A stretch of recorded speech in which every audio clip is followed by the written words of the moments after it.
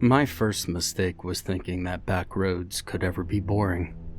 If you've ever scrolled through forums hunting for real haunted house stories, urban legends, or midnight mysteries gone off the rails, keep listening, because what I'm about to put down is as real as my scarred hands.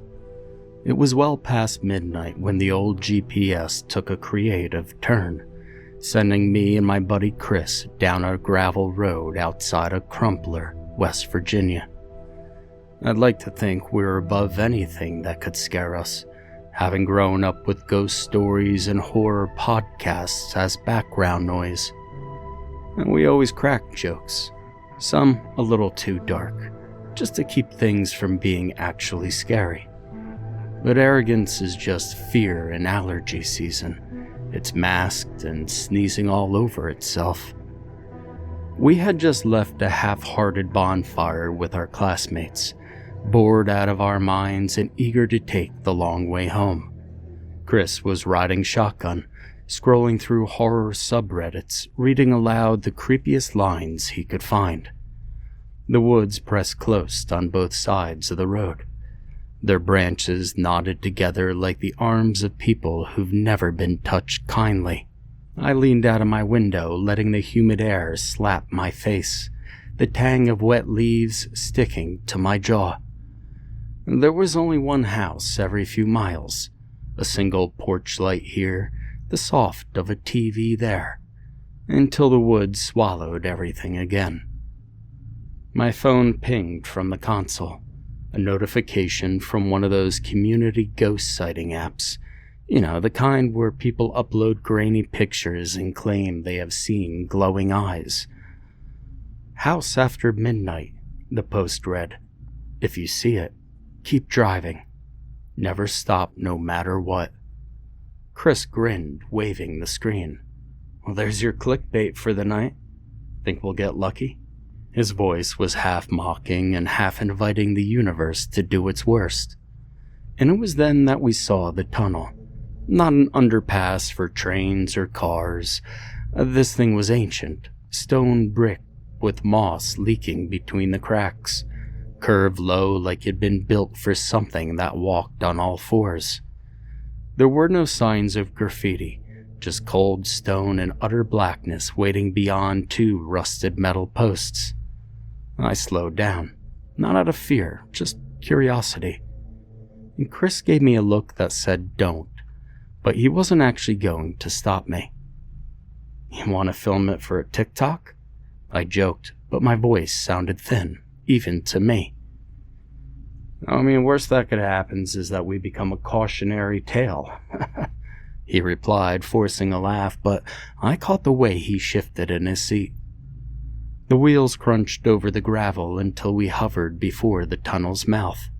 My old Civic's headlights only barely dented the black, throwing an oblong patch of trembling yellow against dripping stonework. Every horror story starts with something like this. A dare, a shortcut, a decision that really wasn't smart. I stared into that darkness, the hairs on my arms rising in defiance. And that's when we noticed it. There was a soft light in the woods just past the far end of the tunnel, flickering too steadily to be fireflies. It didn't move like a flashlight, not a sharp stab, but more like a gentle pulse, as if someone was trying to lure moths, or maybe idiots. From here it looked rectangular, oddly precise. A house window. Do you see that? Chris whispered, his earlier bravado leaking away. I gave a cautious nod, feeling the first prick of something uncoiling under my ribs. The air felt thicker, like sound itself was getting swallowed whole. We crept through that tunnel. Each foot I pressed on the gas, the more I felt the world outside folding in. Water dripped overhead in staccato. A tick, tick, tick, and every echo sounded like footsteps just a few paces behind us. The car's headlights flashed across the brick arch, throwing up quick silver shadows, and my chest buzzed with static, the growl of the engine hollowed out by the dense stone ceiling. Coming out the far side, we saw it clearly. A 2-story house, white paint almost glowing in the darkness, nestled behind a twisted split-rail fence. No driveway, no mailbox. Light was pouring from the downstairs windows, yellowed like old teeth, illuminating a thin porch, and 3 rocking chairs lined up so neatly they looked staged for a photograph. The woods behind it were dense, walls of oak and pine pressing so close I couldn't tell where the property ended and the wild began. Nothing about the house was modern. It looked as if it had just been vacuum sealed out of a century-old photograph. The air vibrated with the sound of distant cicadas, the quiet punctuated by the chirp of frogs. But nothing moved in front of the house. No swinging chair, no flicker of movement in those windows. Chris squeezed my arm suddenly, harder than he needed to. Are we stopping? No, I should have laughed. He always asked the obvious questions when he was nervous, eyes flickering between me and the thing we both knew was a bad idea. My tongue felt heavy, dry at the tip. I mean, did we really come all this way to turn back? And by then, it was already decided. I pulled over, gravel crunching under the tires, and I killed the engine. Silence swelled, thick and waiting. The house sat across the ditch, squat and silent, looking less and less like anything built for comfort the longer I stared at it. My heartbeat hammered along to some private rhythm, senses straining for any movement. The air felt colder here, the faint brush of mist crawling close to the ground, licking at the edge of my shoes as I stepped out. Chris followed, head pivoting, phone out and recording, because if you can't live stream your mistakes, what the hell's the point? I half smiled and led the way across the thin strip of grass, my shadow fanning out in the porch's light. The world felt 100 miles away from this clearing, and I felt like we were stepping into a film that no one else was ever meant to see.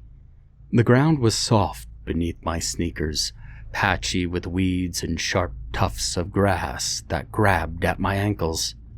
Chris hung back with his camera up, face drawn and tense despite his wild grin. The kind you wear when you've got 2 choices. Laugh, or run the hell away. I stepped out onto the porch first. For a beat, nothing happened.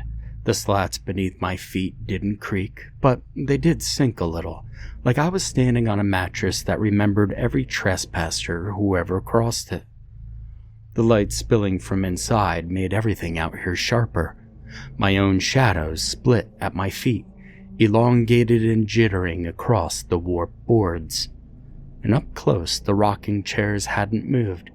Not a single cushion out of place. Not a single spider web glinting in the corners. The windows were grimy. Years of dust, like they'd been painted on. I couldn't see inside, but that didn't make sense. Not with how much neon yellow glow the bulbs were giving off. Chris sidled up next to me, muttering under his breath. This whole place looks, I don't know, dude, like, you ever see a movie set up close? It looks right from a distance, and then you stand next to it and it's all plywood and paint. He tapped on his phone a couple of times, facing it at the window, angling for movement or a shape pressed to the glass. I wanted to make a joke about it being a cheap set for a prank show, but my voice knotted in my throat. Underneath the porch's surface, something ticked, steady as a watch. I couldn't pin whether it was pipes or some slow burn electrical hum, but it built the pressure behind my ears, a weird unease unlike any scare that I'd felt before. The front door, painted the same off-white as the siding, had a dull brass knob and a string of old holiday bells dangling around it. The bells looked like they'd been there for decades. Thin, green paint faded to a powdery chalk. I glanced at Chris. He shrugged, his confidence draining faster now. I knocked first. It sounded hollow and the echoes stuck around, but there was no bark of a dog, no shuffle of feet inside, just that weird rolling silence. And then the door drifted wide open. At this point, I'd like to say I hesitated, but that's not really the truth, because my curiosity burned hotter than fear, and I pushed the door the rest of the way, stepping into that pungent golden light. The inside hit me first with its sheer wrongness. There wasn't dust or mildew or old furniture molds. Instead, the place was almost surgically clean, like no one had ever actually lived here. A thin rug stretched along polished floors, dark wood warped in patches where the house had settled. The furniture looked like someone had scattered the pages of an old J.C. Penney catalog and then dumped the family room collection into the room. Couch, armchair, side tables, everything just lined up so unnaturally stiff. Chris followed, letting the doors swing shut behind him. The lock clicked on its own, quieter than I expected but loud in the empty space. Chris eyed the thick curtains, a faded floral pattern that belonged to a grandparent's house, and lifted with one finger, trying to get a peek outside.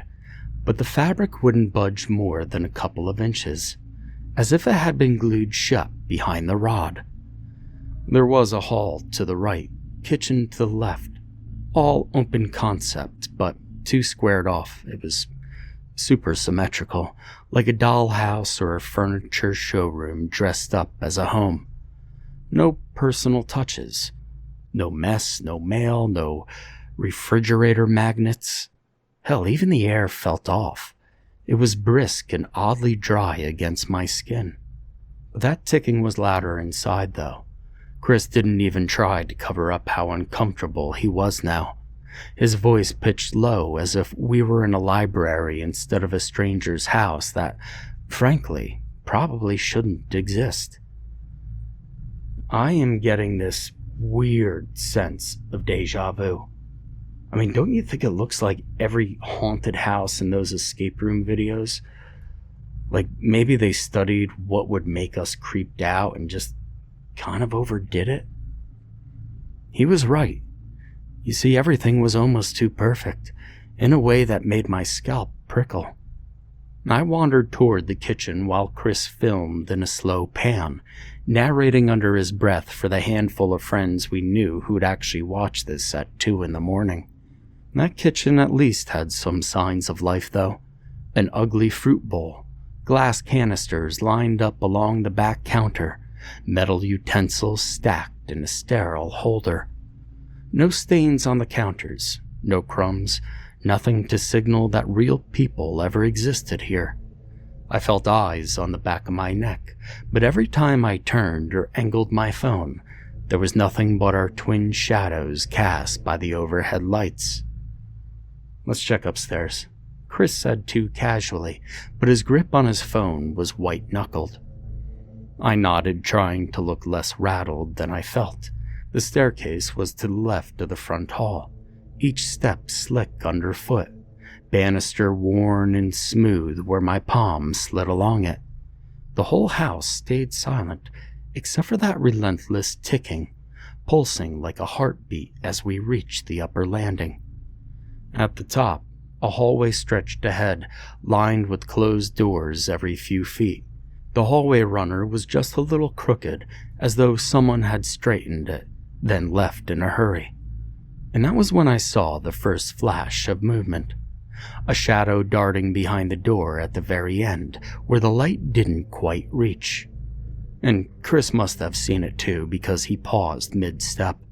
His phone shifted so quickly that his camera caught only a jerky blur and a weird stutter in the footage.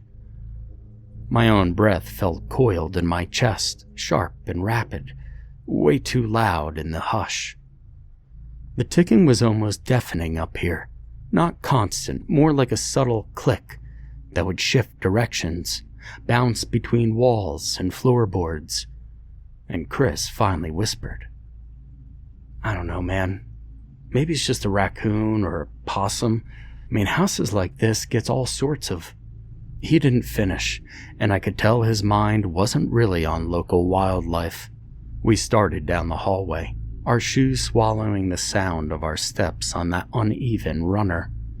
Each closed door felt like a dare, all identical, marked with flaking brass knobs and thin panels, dusted with the same kind of grime that looked more like age than dirt. Every step forward left me even more sure that we'd crossed the line into something none of those Reddit stories ever covered. About halfway down, I realized my phone had lost service. Chris checked his, showing me a blank signal bar and a frozen video screen. He half laughed and muttered something about how remote towns were stuck in the 90s, but his voice was brittle, chipping at the edges. The door at the end sat a little ajar, barely enough to show a slant of shadow pooling at the crack. I wanted to crack a joke, that whatever ghost lived here must have terrible privacy, but all that came out was a quiet, "Let's just look and then get the hell out of here." Chris pushed ahead of me, holding his phone like it was a flashlight. He nudged the door with his knuckle, slow so it wouldn't creak. The light inside flickered like an old bulb on its last legs. I could see part of a bed with a sagging mattress and a heavy old-fashioned quilt thrown over it. Nothing moved. The corners of the room were just shy of pitch black. It was the wall above the bed that stopped us both. Photos, hundreds of them. Polaroids tacked up in neat, endless rows. Some were faded to the color of bone, others new enough that their corners curled with dampness. Each had a silent story, every snapshot showing people. Some alone, some with others, all ages. Faces caught laughing, sleeping, fighting, crying. Some looked startled, their mouths frozen in mid-shout. What shouldn't have made sense, but did, was the backgrounds, because every single image showed this same house. Chris slipped into the room, arms shaking slightly as he filmed the wall. He muttered, "Dude, those clothes, that's..." He pointed and my gut twisted. A familiar hoodie, one I recognized as my own, in a photo barely days old. I was there, standing on the same crooked porch. Chris just behind me, staring into the camera with the same nervous grin that he just wore downstairs. My blood ran cold, like all the unease from before was an audition for the real thing. I felt pinned to the stained floor, my brain squirming against the truth. There were dozens of other recent photos, people I'd never seen but whose fear was unmistakable. Some looked out of windows, some stood blocking open doors as if trying to escape. Chris pulled down a photo, staring at it so closely his breath fogged the surface. "How did this... It can't. I mean, it's gotta be staged, right?"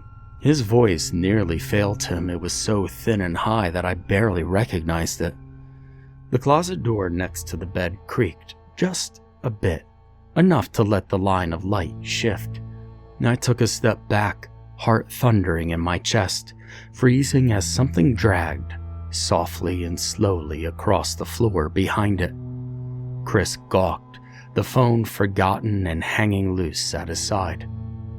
We stood, locked in that moment, ears straining for more clues. And then the dragging stopped. Dead silence returned. I felt my courage curl up and hide, and some instinct I'd always trusted whispered that whatever waited in there wasn't interested in scaring us. It was interested in keeping us.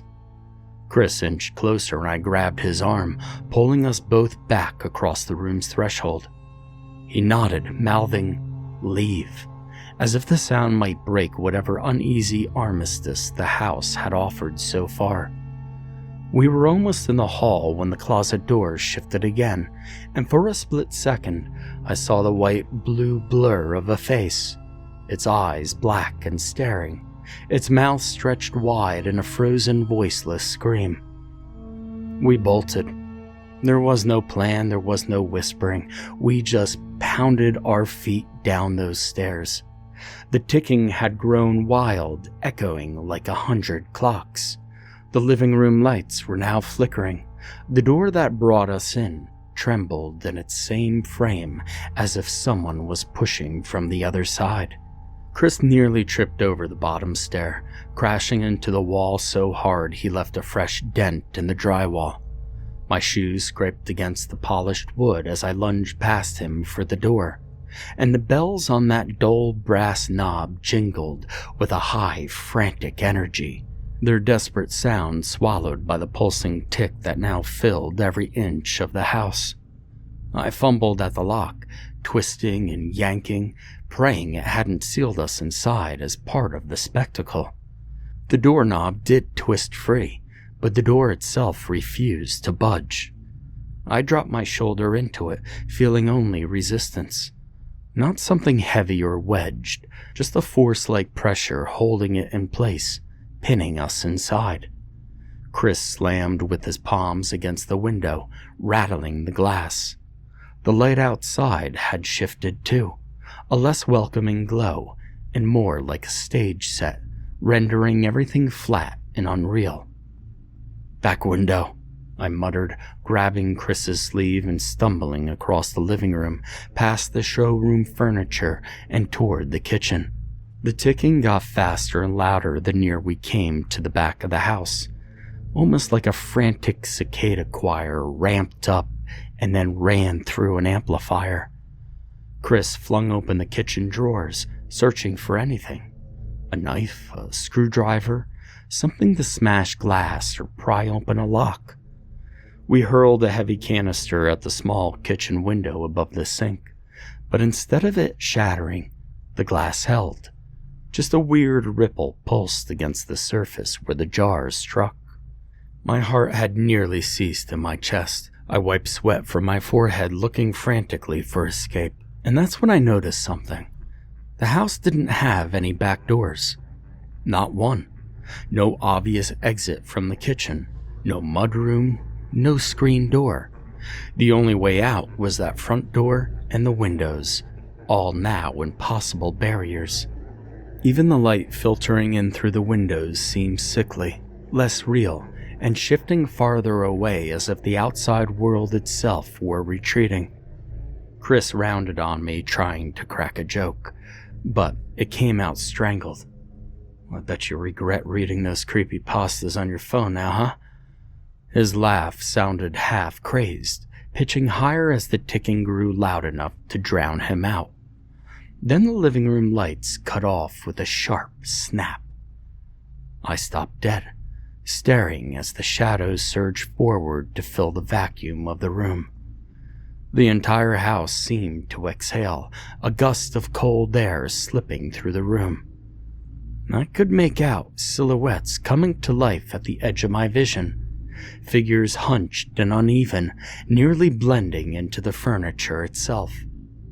Chris was hyperventilating at this point. He dragged me behind the island counter, crouching low, and we pressed in together, peering over the countertop at the lobby of darkness that had become the living room. The ticking was now everywhere, a chaotic chorus battering my skull, darting from the floor to inside my own head. A pale light flickered from the bedroom we just fled upstairs. My skin crawled, and something moved slowly down the steps.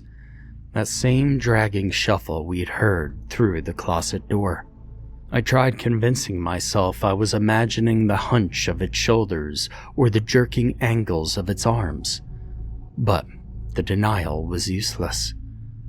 This was the thing from the closet, sloughing off pieces of shadow as it worked its way down, defying every rule of comfort and safety that I have ever trusted. Chris huddled ever so closer, his eyes glistening in the dark, his lips pressed tightly to keep from making any noise at all. And in the hush, the sound of something wet dragging along the wood snapped my last nerve. The floorboards respond to each movement, groaning beneath some hidden weight. The thing stopped just before entering the kitchen, where the light from the fridge's clock still glowed faint and green around us. Now I wanted to look away, but my body wouldn't listen. I watched as it hovered just beyond the counter, eyes black and gouged deep in its crumbling face, mouth still agape in that terrible lipless grin. Its arms ended in splayed fingers longer than any human's, fingernails split and white, curled at the ends. It cocked its head, as if listening for a sound only it could hear. Somewhere above us, the ticking changed abruptly and sharply as a dozen clocks all turned to midnight at once. There was a fresh shriek upstairs, a chorus of voices echoing and desperate, too many to just be two panicked people. They wailed through the walls, through the rooms, pleading and sobbing in voices that danced between familiar and alien. Chris clamped his hand over his mouth, squeezing tears from the corners of his eyes. My legs had locked, muscles twitching with adrenaline and helpless fear, and we listened to the thing as it pressed its palm flat atop the counter, testing the boundary between us. Its nails scraped slow and deliberate furrows through the laminate. I squeezed my eyes shut, forcing air through my nose in shallow, careful breaths. And somewhere deep inside, logic whispered that if we didn't make a move, if we didn't get out now, we'd become just another pair of faces on that wall. Just then, the thing's nails made another looping scratch along the countertop, the sound needling deep in my ears, and my hand clamped down on Chris's wrist. He met my gaze, eyes wide and raw, nodding without a word. And we moved as one, low and desperate, slithering along the floor until we reached the far end of the kitchen, where the flicker of the fridge's digital clock still glimmered 3 minutes past midnight. That creature hovered at the edge of the countertop, its head tilting further than possible for any living person, dislocating with a meatless click. I spotted our only hope. One of those flimsy doors that might have led to a laundry closet. There was no time to think, and in the dim, we lunged for it, hands landing hard against the painted wood. Chris yanked the door open, and all I caught was a flash of what lay inside. A narrow crawl space, unfinished, full of brittle insulation and darkness. "We have to try," Chris hissed through clenched teeth, shoving himself inside, dust billowing in a choking cloud around his knees. I followed, scraping my shoulders bloody and raw as I pulled the door almost shut behind us. And through a sliver, I saw the creature linger, as if smelling the air we just vacated. The ticking morphed into a shuddering pulse, clattering through the studs of the house like an approaching train. Inside the crawl space, we fumbled forward, wood shards biting into my palms. The space grew narrower, and the smell of old insulation burned my throat. I reached Chris's ankle and shoved, driving us farther along, deeper into this miserable hole. Behind us, something heavy and uncoordinated pressed against the door, rattling it so hard I felt the tremor through my bones. The crawl space eventually sloped down. The world above grew muffled, only the stray echo of the ticking and the faint groan of the house shifting. There was barely enough room to snake around, but Chris kept pushing onward, his body shuddering with every jagged breath. And just as I thought we'd hit a dead end, he gasped. "There's an opening. Dude, I think it leads under the porch." A slim wedge of cold night seeped through the rotting plywood. Chris banged at it with the heel of his shoe, urgency replacing any hesitation. And after 3 kicks, the wood splintered, breaking open to reveal wet soil and milky white roots. An exit to the mud beneath the steps. Chris wriggled out, and I followed, each movement shredding my shirt and my skin. We tumbled into the open air, breathless, gulping down the thick night. The porch above us loomed heavy. The house remained perfectly lit. No warning shouts from the porch, just that hum behind the walls. We could see our Civic down the path, a lifeline that had never looked less remarkable in my life. I choked back bile and nodded at Chris, and we sprinted, stumbling through the weeds and tangled branches, tangled with panic, lungs burning with each haul of our breath. As we reached the car, I fumbled for my keys. The doors flew open and we slammed inside, the locks clicking home. I stabbed the ignition again and again, and on the 4th try, the engine churned to life. Headlights flared in a mothy haze, and Chris was hitting the dash, swearing and muttering. I reversed fast, gravel skittering out from beneath the tires. In the side mirror, the house was already receding, but not completely gone. Every window was now filled with the same wide-mouthed, hollowed-eyed face that had stalked us through the night. The porch light glared like a searchlight, unraveling bands of darkness as we tore down the lane. We raced back toward the tunnel without looking away, afraid to blink, afraid to miss the inevitable moment when the house might lurch forward on its own, following us into the deep woods. The ticking faded, but the memory of it clung to my skin, a tattoo of terror that would take seasons to fade. When the tunnel finally spat us out into the broader world, damp and moonless, the air stifled with distant croaks and the whispering madness of insects, I finally checked my phone. 4 bars of service. A notification blinked from the Haunted House app, time-stamped at 12:46 a.m. House after midnight. If you see it, keep driving. Never stop no matter what. Chris was sobbing, and I just drove with the tightness wrapped around my chest, my mind busy trying to reason away what the hell we had just seen. Neither of us looked back, not even when the trees closed the ranks behind us, erasing any trace of the house from the world outside of midnight.